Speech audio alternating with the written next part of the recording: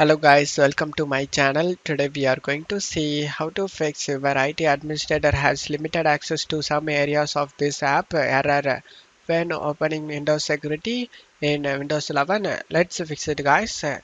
Just need to check my video description for this link. Just copy the link and open up Chrome and paste it in the address bar and press enter and select the go to site option and it will start downloading.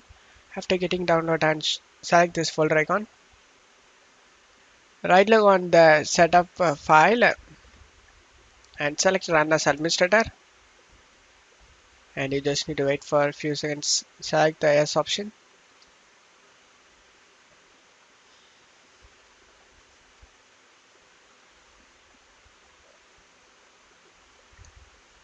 After getting the pop-up, you just need to close stuff here and just to close stuff here and go ahead and restart your PC. After restarting your PC, you can open the Windows security without having any problem. And that's it for today's video guys. Give me a like and subscribe. Thank you.